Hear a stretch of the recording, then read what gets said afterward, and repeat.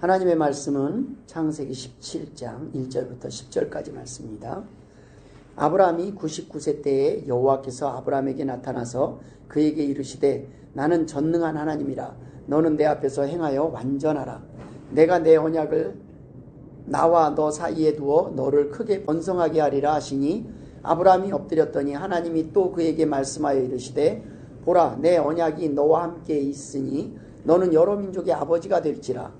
이제 후로는 내 이름을 아브라함이라 하지 아니하고 아브라함이라 하리니 이는 내가 너를 여러 민족의 아버지가 되게 함이니라. 내가 너로 심히 번성하게 하리니 내가 네게서 민족들이 나게 하며 왕들이 네게로부터 나오리라. 내가 내 언약을 나와 너 및 내 대대 후손 사이에 세워서 영원한 언약을 삼고 너와 내 후손의 하나님이 되리라. 내가 너와 내 후손에게 내가 거류하는 이 땅 곧 가나안 온 땅을 주어 영원한 기업이 되게 하고 나는 그들의 하나님이 되리라. 하나님이 또 아브라함에게 이르시되 그런즉 너는 내 언약을 지키고 내 후손도 대대로 지키라. 너희 중 남자는 다 할례를 받으라. 이것이 나와 너희와 너희 후손 사이에 지킬 내 언약이니라. 아멘. 오늘 본문을 중심으로 이래도 약속을 잊겠느냐라는 제목으로 함께 은혜를 나누기를 원합니다. 오늘 본문에 기록된 창세기 17장에는 언약이라는 말이 10번이나 언급되고 있습니다. 이 언약이라는 말은 다른 말로 약속이라는 겁니다. 한마디로 하나님께서 나는 약속을 할 뿐만 아니라 약속을 반드시 지키는 하나님이라는 말씀입니다. 근데 그 약속의 내용이 뭐냐면 내가 너를 복주겠다는 거예요. 내가 너를 번성하게 하겠다는 거예요. 지금 아브라함이 번성하지 못한 상태라는 거예요. 그런데 앞으로는 지금보다 훨씬 더 좋은 미래가 있을 것이라는 그런 말씀입니다. 우리가 태어나서 보면은 하나님 왜 나를 요 모양 요 꼴로 태어나게 하셨고 살게 하셨어요? 라는 생각이 들 때가 있습니다. 그냥 내 자신을 보면 그렇게 잘난 것 같지 않아요. 나름대로 그래도 내가 어때서 뭐 이렇게 하고 살기는 하지만 그래도 이렇게 비교해보면 나보다 좀 잘난 사람들이 너무 많은 것 같아요. 나보다 잘 사는 사람, 또 지혜로운 사람, 똑똑한 사람, 예쁜 사람, 멋있는 사람, 운동하는 사람. 진짜 세상은 남들은 참 옆집 남편은 왜 그렇게 잘나 보이는지, 옆집 아내는 왜 그렇게 이뻐 보이는지, 남의 자녀는 왜 그렇게 다 잘된 것만 같은지, 그냥 세상을 보면은 다 나 빼고 다 잘 돼 있는 것 같아요. 다 복 받은 것 같아요. 근데 하나님은 너가 복의 근원이 될 거라는 거예요. 네가 귀하다는 겁니다. 하나님께서 그 말씀을 우리에게 계속 강조하고 계셔요. 근데 우리가 믿지를 못해요. 우리가 인정하지를 못해요. 올림픽이 계속되고 있는데 거기에 보면 참 사람들이 멋있어요. 어떤 그 올림픽의 그 땀 또 열정 그 가운데서 승부욕을 가지고 달리지만 현재 우리가 살아가는 이 삶이 바로 올림픽과 같은 보이지 않는 경주라는 것입니다. 하나님께서 똑같이 하나님의 백성들인데 각기 다른 삶을 허락하셨어요. 저는 이런 생각을 해봅니다. 우리 사람들 말하는 것 중에 저 사람은 입으로만 한다. 저 사람은 또 눈으로만 한다. 뭐 이렇게 할 수가 있어요.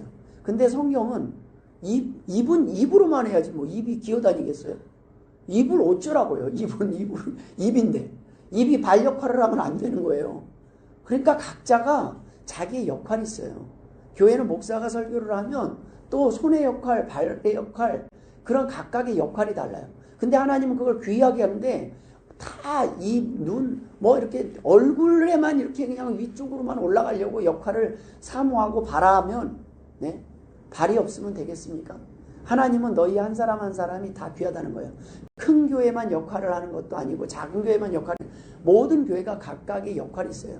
시골에 있는 교회는 시골 교회의 역할이 있고 하나님께서 우리 각자 삶 속에서 누군가를 행복하게 할 수 있는 누군가를 기쁘게 할 수 있는 다 능력들을 주셨다는 겁니다. 그런데도 불구하고 우리는 좀 부족해요. 우리가 하나님 앞에 나와도 누가 상이 제일 크겠나 생각을 해봤어요. 똑같이 예배를 드려요. 그러면 만약에 하나님이 상을 주고 좀 점수를 높게 준다면 누굴까? 초신자 아니겠어요? 초신자는 교회를 내가 가야 돼 말아야 돼 이런 마음에 아직 결정 못해요. 초신자, 어린아이, 이왕이면 어린아이, 아직 집사, 장로, 목사 정도 되면은 그래도 이렇게 뭐 나가야 된다 치고, 그런데 초신자 아무것도 모르는데도 교회 오는 거 되게 힘들어요. 그 다음에 똑같이 교회 와도 아주 더운 날 오는 사람들을 조금 더 점수를 주지 않겠어요? 조금 더 뭐 아주 추운 날. 뭐 이것저것 보면은 우리가 오다가 좀 막 이렇게 가시밭길이 있고 오다가 교회 간다고 뺨 한 대 맞고 이러면 조금 더 상을 주지 않겠어요? 똑같이 하나님 앞에 나와도 그 하나님 앞에 나오는 과정은 다 녹록치 않아요. 다 만만치 않아요. 우리가 보기에는 쉬워 보이지만은요, 우리는 많은 방해를 지금 극복하고 이 자리에 와서 앉아 있는 겁니다. 뭐 감기 걸려서 또 안 나올 수도 있고 뭐 이거저거 핑계 댈 수 있어요. 그런데 하나님 앞에 나오는 마음이 이럼에도 불구하고 또 내가 몸이 피곤함에도 불구하고 하나님 앞으로 이렇게 나올 수 있는 것 자체가 우리가 은혜라는 말씀입니다. 하나님은 그걸 크게 보시는 거예요. 너는 내 약속의 말씀, 내가 너를 복 줄 수 있는 존재라고 믿는구나. 하나님은 그것을 보시고 우리의 삶 가운데 역사하시는 하나님이라는 말씀입니다. 오늘 본문을 중심으로 우리가 나눌 첫 번째 은혜는 나는 전능하다라는 겁니다. 나는 못할 일이 없다. 나 좀 믿어라. 제발 날 좀 잊지 마라는 말씀입니다. 오늘 본문 1절에 보면 아브라함이 99세 때에 여호와께서 나타나서 그에게 이르시되 뭐라고 말씀하시냐면 나는 전능한 하나님이다. 모든 것이 가능하신 하나님, 무소불능하신 하나님이란 뜻입니다. 기독교 신앙은 창세기 1장 1절을 믿는 데서부터 출발합니다. 하나님이 태초에 천지 만물을 창조하시니라. 이걸 믿을 때 그 정도 되는 하나님이면 못하실 것이 없다는 거예요. 우리가 사도신경으로 신앙 고백할 때 전능하사 천지를 만드신 하나님 아버지를 내가 믿사오며 이렇게 고백을 합니다. 기적은 전능하신 하나님을 믿는 믿음에서 이미 시작된 줄 믿으시길 주의 이름으로 축원드립니다. 오늘 본문의 1절에 보면 하나님이 몇 세에 나타나셨어요? 99세. 그리고 나는 전능한 하나님이라고 소개하고 있습니다. 도저히 자식을 낳을 수 없는 나이에 오는 거예요. 불가능한 그 나이에 지금 하나님이 나타나셔서 하나님이 너 이제 자식을 볼 거라는 거예요. 내 후손이 하늘의 별과 같이 많아질 거라는 겁니다. 도저히 자식을 낳을 수 없는 99세라는 말과 전능하신 하나님이라는 말씀이 대조되고 있어요. 이것이 이 불가능을 가능케 하실 수 있는 분이 하나님이라는 겁니다. 하나님의 전능하심을 우리가 믿어야 되는 이유가 뭡니까? 우리가 전능하지 못하기 때문입니다. 하나님의 전능하심을 이해할 정도의 지혜도 없어요. 우리는 하나님의 전능하심을 우리의 머리로 이해할 수가 없어요. 예수님이 동정녀 마리아를 통해서 수태할 수 있었던 것도 천지 만물을 말씀으로 창조하신 것도 전능하신 하나님이시기에 가능하신 것입니다. 그때 당시로는 상상할 수 없는 일이에요. 무조건 돌로 쳐 죽일 상황이에요. 근데 오늘날은요, 인공수정도 하잖아요. 오늘날은 이해되지 않습니까? 동정녀 마리아의 수정, 이 인간의 탄생과 출생의 비밀, 수정과 임신과 탄생의 비밀 자체가 우리가 그때 당시 2000년 당시에는 이해할 수 없지만 지금은 하나님이라면 가능하시겠구나. 인간도 지금 가능하게 하는데 하나님이라면 가능하시겠구나. 이렇게 인공수정을 가능하게 한 인간을 만드신 하나님, 그 하나님은 얼마나 뛰어나겠습니까? 사람도 지금 인간의 불임을 극복하려고 하고 노력하고 있는데 하나님은 우리를 만드신 분입니다. 그 하나님만이 사람을 사람 되게 하실 수 있다는 것입니다. 창세기 18장 14절에는 여호와께 능하지 못한 일이 있겠느냐, 기한이 이를 때에 내가 내게로 돌아오리니 사라에게 아들이 있으리라 라고 말씀합니다. 마리아에게 천사가 나타났을 때도 나는 남자를 알지 못하니 어찌 이 일이 있으리까 할 때 하나님의 모든 말씀은 능하지 못하심이 없느니라 라고 말하자 마리아가 주의 여종이오니 말씀대로 내게 이루어지이다 하며 천사가 떠나갔다고 기록하고 있습니다. 여러분, 하나님의 전능하심이 우리의 삶 속에 역사하기 위해서는 그 전능하심을 믿을 때 경험할 수 있다는 거예요. 그 전능하심을 의심하고 불신할 때 그러한 상황들이 돼도 그게 하나님으로부터 온 건지 귀신으로부터 오는 건지 우리가 알 수가 없어요. 엄한 곳에 가서 섬길 수가 있어요. 그래서 하나님의 전능하심을 믿을 때 기적은 시작되는 겁니다. 그런데 놀라운 것은 전능하신 그 하나님께서 우리에게 나타나 주셔야 된다는 겁니다. 우리를 만나 주셔야 된다는 거예요. 아브라함에게 나타나셨다는 거예요. 아브라함에게. 그런데 아브라함에게 이 99세에 나타났다는 얘기는 그 전에요. 아브라함이 13년 동안 하나님이 침묵하셨어요. 이 하가를 통해서 이스마엘을 낳아버렸어요. 하나님의 약속을 믿지 못하고 그냥 인간적인 방법으로 하나님이 뭐 그 약속 90세까지 되겠어? 이미 이제 사라는 끝났어. 하나님은 분명히 약속하셨는데 그것을 믿지 못하고 중간에 포기해버린 거예요. 그리고 나서 사고 쳐버렸어요. 이스마엘이라고 턱 나눠버렸어요. 그런데 그 하나님이 13년 동안 기다리셨다가 99세에 다시 나타나십니다. 여러분, 우리가 아무리 하나님을 만나고 싶어도 하나님이 만나주시지 않으면 우리는 하나님을 만날 수가 없습니다. 하나님께서 오늘 이 시간 저와 여러분의 심령 속에 임재하시길 주의 이름으로 축원합니다. 하나님의 말씀을 의심할 수 있어요. 믿지 않아도 돼요. 그런데 여러분, 그 믿음을 안 믿어. 이것도 힘들어요. 안 믿어 하는데 믿어지는 그 상황. 이게 은혜예요. 내가 안 믿으려고 하는데 사실은 저는 그래요. 하나님 안 믿겠습니다가 아니라 내가 믿으면 믿는 사람답게 살아야 되니까 아직 안 믿어요. 나 몰라 이러는 것 같아요. 그냥 믿어지는데 너무 확실하게 믿어지는데 내가 아직은 하나님이 원하는 대로 살기 싫으니까 그냥 부정할 때가 있습니다. 그런데요, 진짜 믿어지는 믿음도 숨길 수 없고요, 안 믿어지는 것도 억지로 믿을 수가 없어요. 우리에게 믿음은 축복입니다. 하나님을 만날 수 있는 것은 하나님의 은혜가 있어야 하나님의 말씀이 내 귀에 들려와요. 그게 말씀으로 들려요. 사람의 이야기가 아니라 오늘 하나님이 사랑하셔서 나에게 주시는 말씀으로 들린다는 말씀입니다.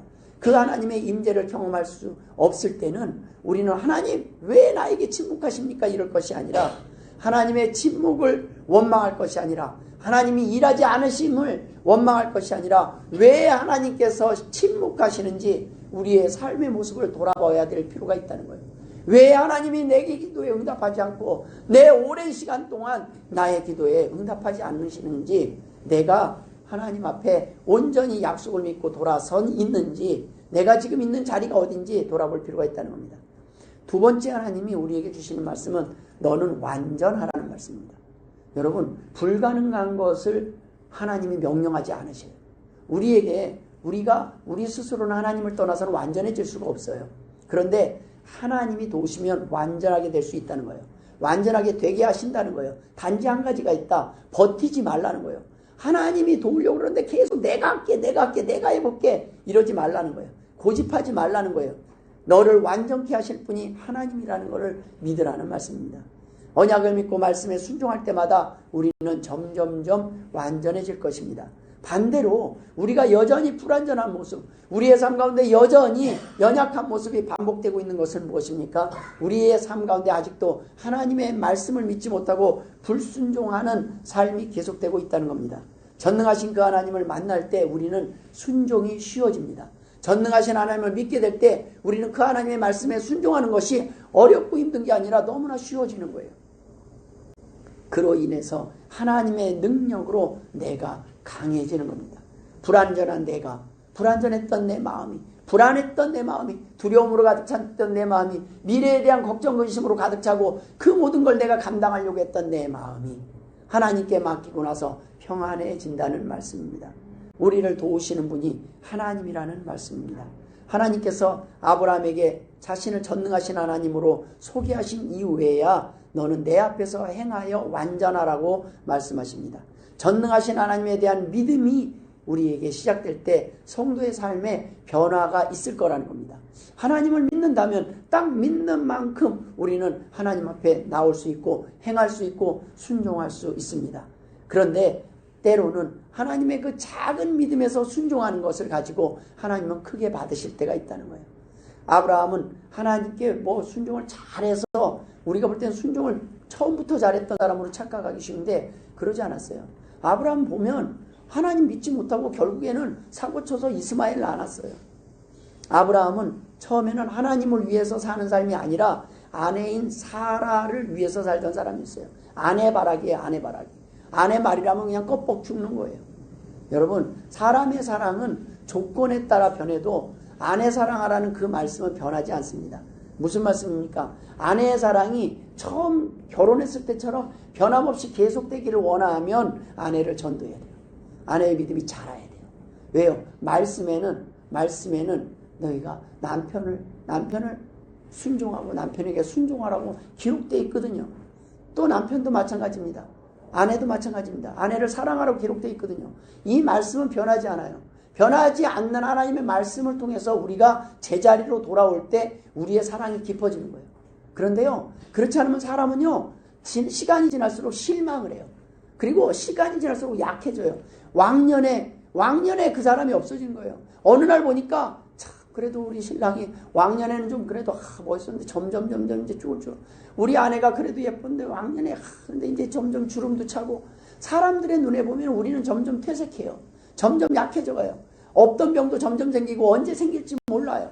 그런데 하나님 안에 말씀 안에 가족이 하나가 되면 그 주름진 얼굴을 사랑하게 된다는 거예요. 제가 제일 이해하지 못했던 게 손주들이 할머니를 그렇게 좋아하는 거예요. 쪼글쪼글하게 다 늙어버렸는데 할머니 그러면 못 살아요. 절대적으로 좋아하더라고요. 절대적으로.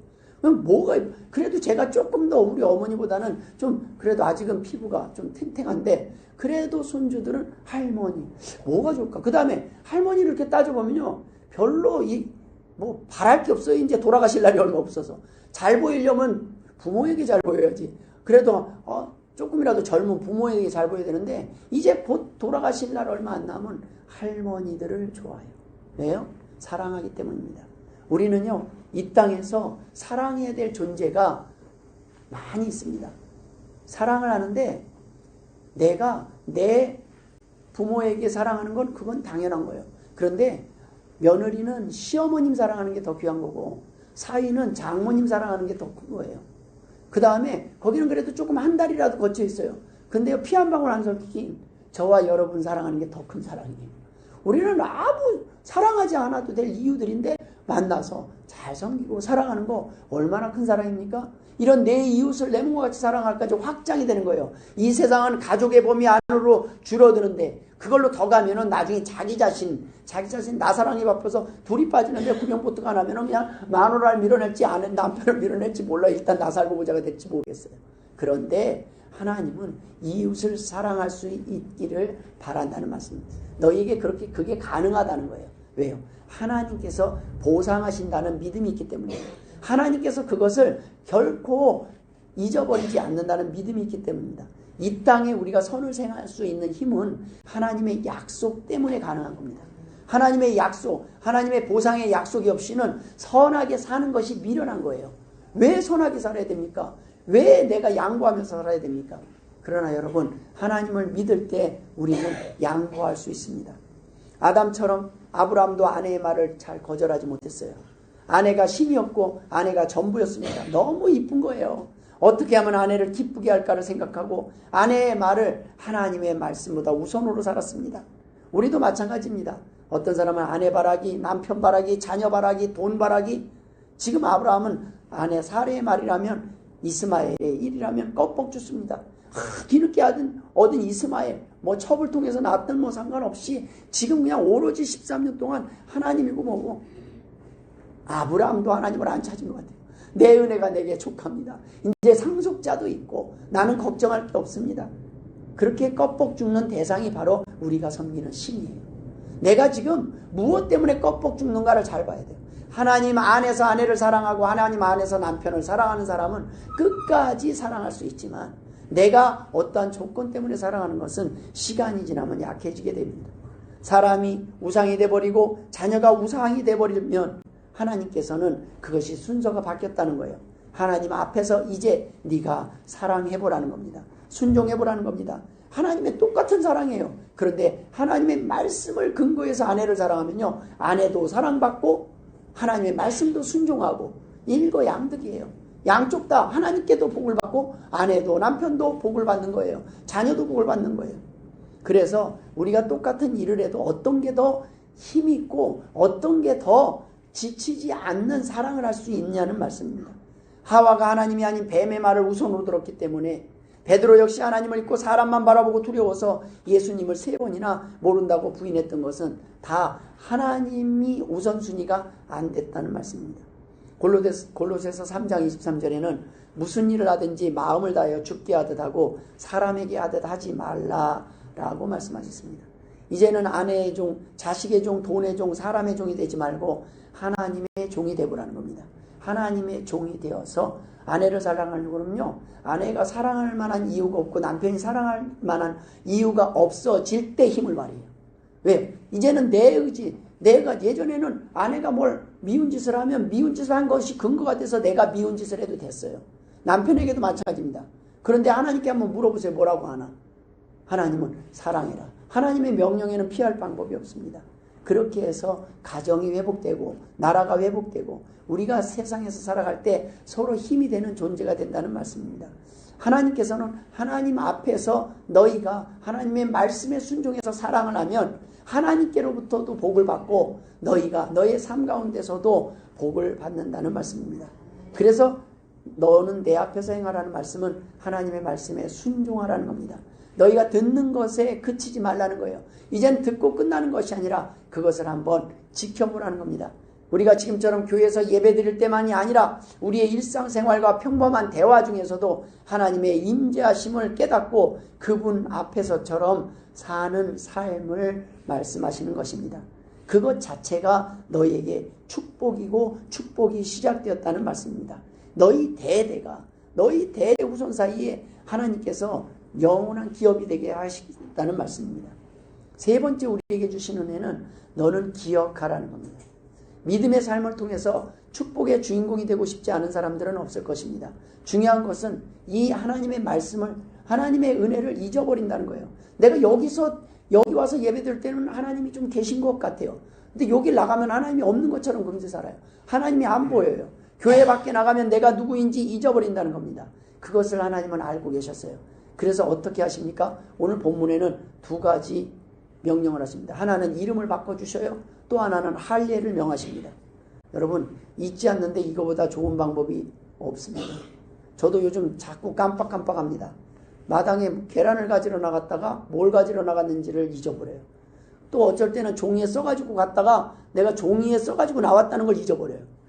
나가다 보면 그냥 잊어버리는 거예요. 앞에서 개가 와서 막 꼬리치면 그거보다 보니까 옆에 또 똥이 보이네. 똥치다 보면은 이건 똥이 옆에 이렇게 돌다 보면 풀이 보이네. 풀 몇 개 뽑다 보면 내가 왜 나왔는지 모르면 집사람이 당신 왜 나갔는지 잊어버렸지 그러고 나와요.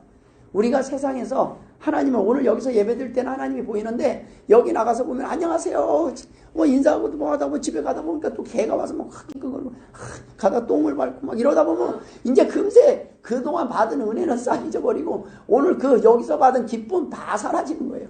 잊어버려요. 그래서 하나님이 이름을 바꿔요. 이름을 부를 때마다 생각나잖아요. 이름을 바꿔버리는 거예요. 여러분, 누구의 이름을 부를 때마다 언약을 기억하라는 거예요. 화장실 갈 때마다 남자들은 언약을 기억하라는 거예요. 이 할례를 하면 오늘날 포경수술 아닙니까? 잊을 수가 없어요. 날마다 잊고 살 수가 없어요. 그것을 하나님께서 이 방법들을 반드시 기억하는, 너무 중요하기 때문에. 너무 중요해. 너희들은 구별된 거라. 너희들은 내 백성이다라는 거예요. 그런데 이렇게 이름을 바꿔주실 때 사람에게 놀라운 일들이 일어나는 거예요. 이 세상의 약속은 깨라고 있는 것이랍니다. 하지만 하나님의 약속은 반드시 이루어질 것입니다. 잊지 마라. 이래도 내가 잊겠느냐는 거예요. 이래도 내 말을 잊겠느냐는 거예요. 이래도 내 생각을 너가 못 믿겠느냐는 거예요. 하나님은 결코 잊어버리지 않는 분이라는 겁니다. 아브라함이 하도 자주 잃어버리니까 하나님이 지금 할례를 명하십니다. 여러분, 우선 이름부터 바꿔주시는 거예요.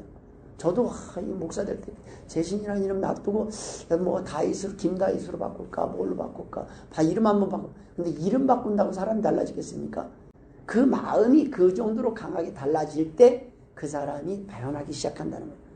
이름부터 하나님 바꿔주신 것은 하도 잘 잃어버리니까 내가 하나님의 자녀라. 그래서 우리는요, 죄인에서 성도라는 이름으로 바뀐 거예요. 우리는 성도가 된 거예요. 하나님의 자녀로 바뀐 거예요. 제가 어릴 때 우리 애들 이름은 알렐루야, 할렐루야, 글로리아 그 이름으로 한 이유가 무엇입니까? 이 녀석들이 그 이름이 하나님을 찬양하라는 뜻이거든요, 다. 그러니까 그 이름으로 나쁜 짓을 할 때도 네가 지금 네 이름이 뭔지는 알고 네가 죄를 지라는 거예요. 오래 잊지 말라는 거예요. 오래 머물지 말라는 거예요. 네 신분을 잊지 말라는 거예요. 너는 하나님의 자녀라는 것을 잊지 말라는 거예요. 사람들이 그러더라고요. 이름을 그렇게 전화갖고 담배 피고 술 먹고 그러고 있으면 그거 하나님께 영광 가리지 않겠느냐고. 네, 그렇죠. 그럴 수 있어요. 그것은 사람의 생각이고 저는 그 이름 때문에 그 애가 돌아올 거라고 저는 믿어요. 하나님의 계획은 뭐냐면 돌아오기를 기다리시는 거예요. 너는 내 백성이다. 나는 너를 버리지 않는다. 자식이 아무리 사고를 쳐도 부모는요, 야단은 칠천정 자식을 버릴 수가 없습니다. 그것이 부모의 마음입니다. 하나님께서는 아브라함을 이제 고귀한 아버지라는 뜻의 아브람이었는데 이제는 열국의 아비라는 뜻인 아브라함이라는 이름으로 고쳐줍니다. 여러분, 이게 무엇이냐면 이제까지는 나만 잘되고 존경받는 삶, 나만 천국 가는 삶을 목적으로 살던 사람이 이제는 다른 사람도 천국 가게 하는 사람, 후손까지 천국 백성이 되게 하는 열국의 아버지, 믿음의 조상이 되게 한다는 겁니다. 내가 예수를 대충 믿어서 나만으로 끝나는 게 아니라 내 자녀가 예수를 대충 믿고 내 자녀가 하나님을 떠날 수 있다는 거예요. 그런데 내가 하나님 앞에 돌아오니까 내 자녀가 돌아오고 내 이웃이 돌아와서 나만 복된 것이 아니라 내 주변의 사람들이 행복해지기 시작한다는 말씀입니다. 히브리인들은 그래서 할례를 받을 때 이름을 바꾼다고 합니다. 천주교는 세례를 받으면 세례명을 주어집니다. 그게 다 여기서 유래되는 거예요. 그런데 여러분, 단지 이름만 바꾼다고 사람이 달라집니까? 아닙니다. 달라지지 않습니다. 왜 이름을 바꾸는지를 알아야 된다는 거예요. 아브라함은 계명 이후 이전의 모습과는 완전히 달라진 믿음의 삶을 살았습니다. 아브라함만이 아닙니다. 야곱을 하나님이 이스라엘로 바꿔요. 야곱의 이전 이름은 발꿈치를 잡은 자, 속이는 자라는 뜻이에요. 그런데 이스라엘이라는 이름으로 바꿀 때는 하나님과 겨루어 이긴 자, 하나님과 더불어 힘을 얻어 강하게 된 자로 바꿉니다. 시몬을 베드로라고 반석으로 하나님이 바꿔주셔요. 사울이 바울이라는 이름으로 바꿉니다. 그럴 때 그들은 새롭게 삶이 바뀌었습니다. 새롭게 태어난 것입니다. 이것이 바로 영적 세례입니다. 오늘날 할례를 행합니까? 안 합니다. 그런데 오늘날은 세례를 행합니다. 이 세례가 바로 영적 할례라는 말씀입니다. 우리가 이전에 죄인에서 성도로 바뀌는 거예요. 그래서 별명도 바뀌어요. 저 사람 옛날에 교회 나가기 전에 참 이기적인 사람이었고 밥맛이었는데 교회 나가더니 좀 달라진 것 같아. 교회 나가니까 뭔가 얼굴도 밝아지고 별명이 바뀌는 거예요. 이타적인 사람은 되는 거예요. 저 사람 착한 사람이야. 옛날에는 어떤지 몰라. 근데 내가 본 그분은 참 넉넉한 사람이야. 나쁜 사람이라는 평판에서 좋은 사람으로 바뀌게 돼 있어요. 이것이 바로 하나님을 만남으로 인해서 하나님에 대한 믿음이 생김으로 인해서 생기는 기적이라는 말씀입니다. 우리는 하나님이 없이는, 보상이 없이는 움직이지 않아요. 보상이 있을 때만 움직이는 거예요. 뭐 해줄 거야? 뭐 해줄 거야? 애들한테 뭐 공부해라 그러는데 공부가 벼슬인 줄 알아요. 엄마 뭐 해줄 거야? 해주면 내가 공부를 하고 학원 가라 그러면 뭐 해줄 거야? 학원을 가도 가지 마. 학원도 가지 말고 공부도 하며 학교도 가지 마. 아무것도 하지 마. 아무것도 안 하면 복이 될 것 같지만 그렇지 않아요. 근데 누가? 아이들은 모르니까 부모가 져줘요. 보상도 약속해주고 부모가 해서 보내요. 왜요? 아이들은 모르기 때문에 그래요. 그래서 하나님께서 우리에게 축복을 주실 때는요, 덤으로 꼭 같이 주시는 게 있어요. 바로 뭐냐면 미션이에요. 그게 약속이에요. 언약은 우리를 불편하게 하고 의무를 주는 것이 아니에요. 우리에게 복을 줘야 되는데 그 복을 줄 건수를 주는 거예요. 복을 주시기 위해서 우리에게 미션을 주는 거예요. 그럼 요거 하나 해봐. 이거 하나 해봐. 밥 3숟갈만 더 먹어봐. 그러면 내가 이거 해줄게. 선물해줄게. 하나님은 우리에게 주시기 위해서 미션을 우리에게 요구하시는 겁니다. 이삭이 아들 에서에게 축복하기 위해서 뭘 요구했습니까? 사냥해 와서 나한테 식사를 좀 대접해봐라. 그땐 그거를 야곱이 홀딱 가르쳤어요. 속여가지고.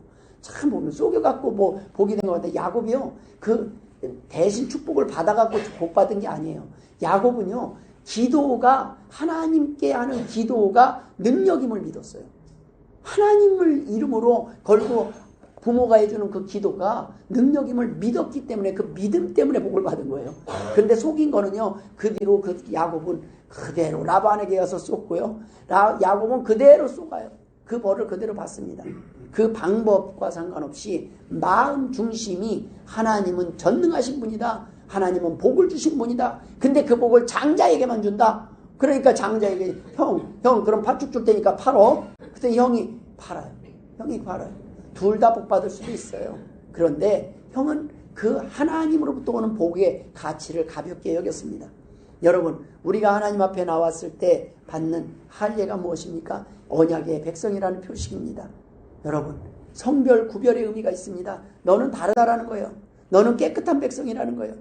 너는 이제 신분이 바뀌었다는 거예요. 너가 양반이라는 게 보통 가문이 아니라는 거예요. 우리가 예전에 양반이면 내가 그래도 양반인데가 중요한 게 아니라 양반답게 살아야 양반 아니겠습니까? 양반인데 하는 짓은 어디 그냥 같이 해요. 그러면 안 된다는 거예요. 양반처럼. 그래서 하나님은 오늘 우리에게 너희의 신분이 바뀌었으니까 너희가 그 바뀐 신분처럼 살게 될 것이라는 것입니다. 바로 이 할례는 세례의 예표입니다. 골로새서 2장 11절에 그 안에서 너희가 손으로 하지 아니하는 할례를 받았으니 곧 육의 몸을 벗는 것이요 그리스도의 할례니라. 할례의 대상이 오늘 어디까지 포함됩니까? 오늘 본문에 보면 그 안에 있는 종들에게도 다 할례를 행하라고 했어요. 모든 남자에게.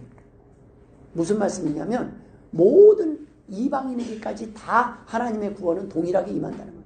하나님의 말씀에 순종하고 믿을 때 동일하게 임한다는 거예요. 그런데 17장 14절에 보면 뭐라고 기록되어 있냐면 할례를 받지 아니한 남자 곧 그 포피를 베지 아니한 자는 백성 중에 끊어지리니 그는 내 언약을 배반하였습니다. 백성 중에서 끊어진다고 표현하고 있어요. 이것은 예수를 믿지 않으면 어떤 방법으로도 영생으로 천국으로 연결될 수 없다는 거예요. 이것이 언약에 대한 하나님의 약속입니다.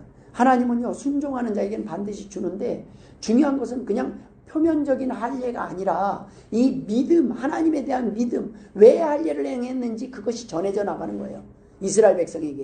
그랬을 때 믿음의 대가 이어지는 거예요. 근데 그 믿음의 대가 끊어지면 하나님을 잊어버려요. 이스라엘 백성에게는 무슨 얘기가 있습니까? 하나님이 하신 일들에 대한 이야기가 전해지는 거예요. 홍해를 가르신 하나님, 만나와 메추라기를 보내신 하나님, 반석에서 물이 나게 하신 하나님, 그 하나님에 대한 이야기들이 계속 전해져 내려와요. 그 이야기들이 자녀 후손 대대로 이어지기 때문에 하나님을 믿기 때문에 그 복을 받아 누릴 수 있다는 거예요. 우리의 자녀에게 하나님에 대해서 알려줘야 됩니다. 내가 만난 하나님에 대해서 알려줘야 됩니다. 내가 아빠는 하나님 믿는데 왜 그렇게 살아? 믿으니까 이만큼 산 거야. 그렇지 않으면 이렇게 못 살았어. 믿음이니까 지금 참고 견디는 거야. 내가 오늘 나가서 기도라도 하니까 내가 오늘 견디는 거야. 그렇지 않으면 나는 견딜 수 없었어. 너무너무 힘들어. 하나님마저 내가 없으면 나는 지금 버틸 수 없을 거야. 하나님 앞에 이 바로 믿음의 얘기를 하는 거예요. 자꾸 내 자랑을 하니까 애들이 실망하는 거예요. 아빠가 대단해 보이고 엄마가 대단해 보니까 가보니까 내 친구들은 더 좋은 차 타고 오고 더 좋은 거 옷 입고 다니고 맨날 더 좋은 데 데리고 다니고 이거 실망이에요. 내가 알던 어릴 때는 부모님만 데려가면 부모 손만 잡으면 세상에 뭐 모든 걸 다 얻은 것 같아요. 근데 나이가 지나보니까 별 볼 일 없어 보여요. 도리어 돈이 왕인 것 같아요. 아빠 돈 있어? 없어? 그럼 저리 가. 그러고 저리 간다니까요. 애들이 그래요. 요즘은 부모에게도 돈을 가지고 움직여요. 그런데 여러분 믿음이 있으면 자녀들이 부모를 이해합니다. 부모의 마음을 이해해요. 내가 그래도 이렇게 너를 사랑할 수 있는 것은 하나님께서 너를 나에게 맡기셨기 때문에 너는 존귀한 자이기 때문에 내가 그래도 내가 만난 부모님보다 너는 더 좋은 부모님을 만날 수 있도록 인도하려고 내가 그 역할을 감당하기 위해서 내가 오늘도 하고 있는 거다. 부족해도 네가 좀 이해해 주지 않으련. 아빠는 왜 그렇게밖에 못해? 엄마는 왜 그렇게밖에 못해? 그래도 부족해도 좀 이해해. 너도 이 다음에 아빠 되고 말겠지만은 너도 별 볼일 없겠지만은 그래도 하나님 앞에 기도하면 도와주실 거야. 하나님 앞에 이 믿음의 대가 끊어지지 않도록 믿음의 후손들을 만들어야 된다는 겁니다. 그런데 여러분 이러한 모든 것들이 바로 하나님 안에서 언약 안에서 이루어진다는 거예요. 그러면 남자는 할례를 받는데 여자는 뭐 어떻게 해요? 여자는. 그래서 오늘날 영적 세례가 오늘날 신약시대에는 우리가 예수님을 통해서 우리 모두가 하나님의 백성이 되는 길이 열렸습니다. 본래 저주 아래 있던 자들이요 사망의 자식들이었지만 이제는 만왕의 왕이신 하나님의 자녀들이 되었고 하나님의 나라의 상속자가 되었습니다. 우리의 신분이 어떻게 바뀌었는지 아십니까? 천사들의 수종을 받는 자가 된 거예요. 지금 우리 한 사람 한 사람을 주의 천사가 지킨다고 했어요. 여러분 우리는 그런 거예요. 수호 천사가 있다니까요. 각자에게 하나님의 백성들에게는 걱정하지 마세요. 하나님이 천사를 우리 밑으로 서열이 우리가 올라가는 거예요. 제대로 원복을 한 거예요. 우리의 원래 하나님의 자녀의 자리로 올라간 거예요. 천사는요 사람을 위해 존재하는 겁니다. 하나님과 사람을 위해서 존재하는 거예요. 근데 우리는 천사를 더 크게 보죠. 천사의 능력보다 우리의 능력이 나중에 회복되었을 때 더 큼을 믿으시길 주의 이름으로 축원드립니다. 여러분 하나님께서 우리에게 이 땅에 많은 약속을 주셨지만 이 아브라함의 장점이 있었습니다. 오늘 본문을 보면 즉시 행했다는 거예요.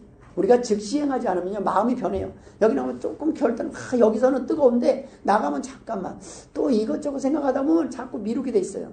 여러분, 결단을 미루지 말라는 거예요. 할 일가 상당히 고민을 해야 될 거예요. 아파요. 그런데 미뤄서는 안 돼요. 저도 할 일 받았어요. 근데 되게 아파요. 군대에서 받았는데 되게 아파요. 여기까지만 얘기하겠습니다. 엄청 아파요. 다시 하라면 뭐 힘들 정도예요. 근데 오늘날은 마취라도 하죠. 예전에는요, 생사를 베는 거예요.